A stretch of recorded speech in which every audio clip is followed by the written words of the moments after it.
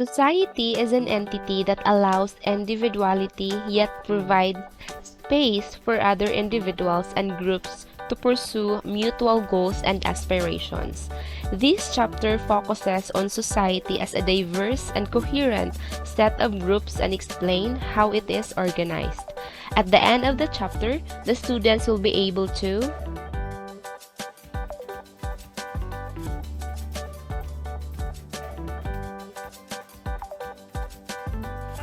According to the ancient philosopher Plato, that man is a social animal. This means human beings are naturally equipped with tools such as language and reason that enable them to engage others in meaningful interaction. This desire and ability to interact is seen in various ways.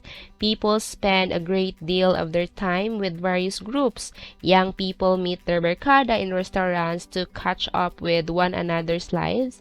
They play sports or engage in different hobbies with their classmates and neighbors. They attend schools, churches, and all sorts of community activities within the neighborhood. And they use social media to communicate with their peers. So it is quite impossible to imagine human existence without social groups. Good day, everyone. This video is all about how a society is organized, and these are the subtopics that will be discussed. Groups within society, primary and secondary groups, in-groups and out-groups, reference groups, and network. The first term to unlock is social group. It is a collection of individuals who have relations with one another that make them interdependent to some significant degree.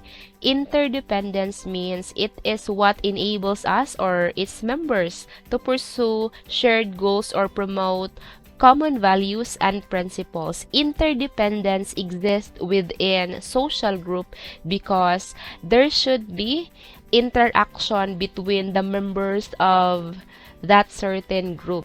Interdependence is also what differentiates a social group from an aggregate. Aggregate is defined as a mere collection of people who happen to be at the same place at the same time, but who have no other connection to one another. Example, UC students or your barkada decided to hang out in seaside.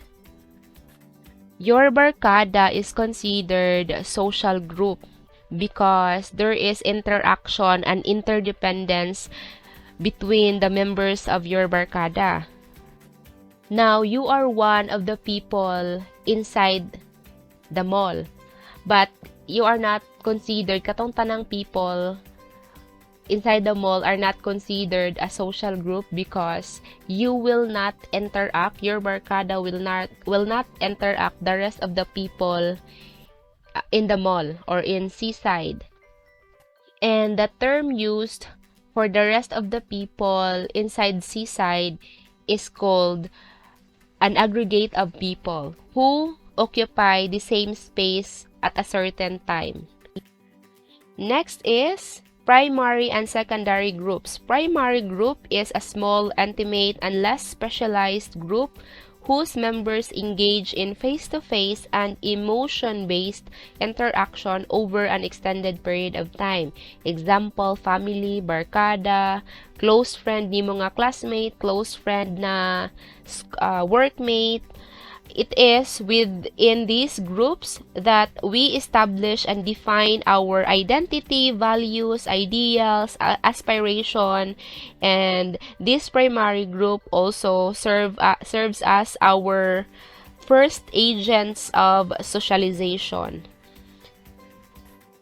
And our basic ideas on different aspects of our society are significantly shaped by the members of our primary groups. In contrast to primary group, we have secondary group. It is defined as a larger group, less intimate, and more specialized group where members engage in an impersonal and objective-oriented relationship for limited time.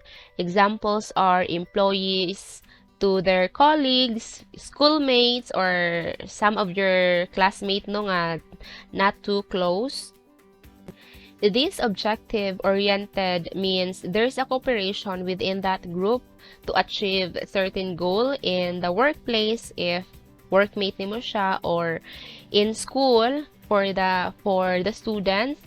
Specific example is set of presidents from different school section, and then naigihatag nga task ang school, so those presidents are working together to achieve a certain goal given or task given by the school. So this secondary group more on mutual benefit rather than emotional affinity. Another specific example is the professional relationship between lawyers and his or her clients. Another relevant approach in understanding the characteristics of social groups is the self-categorization theory.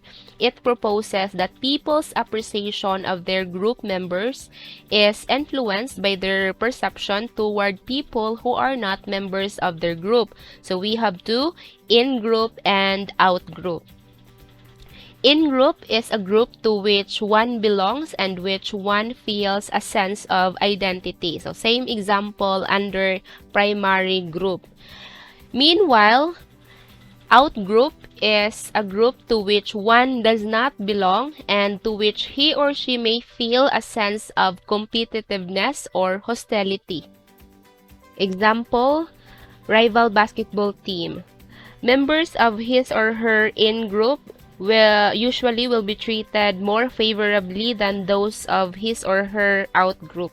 However, people's shifting group memberships throughout their lives means that their notion of in-group and out-group are likely to change.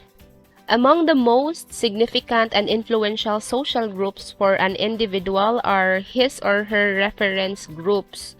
A reference group is a group to which an individual compares himself or herself.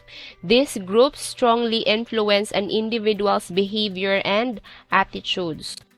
It is considered a source of role models since the individual uses it as a standard for self-assessment. By now, senior high school students like yourself should already have an idea of your chosen reference group. It may be successful sports team, boy bands, dance group, or unsa pa may naka-influence ninyo or murag gi-consider ninyo as reference group. And we are down to our last slide or last subtopic, which is network. Network refers to the structure of relationship between social actors or groups.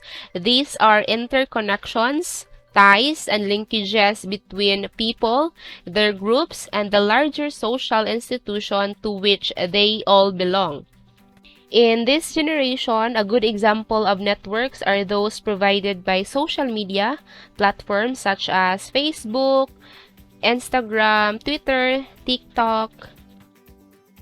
We can instantly map our own social network through our accounts in these online platforms of communication. A social network provides a bigger pool from which people draw their possible sources of identity, self-esteem, and self-actualization. They may find new reference groups within their ever-growing social network. And those are the different types of groups in our society.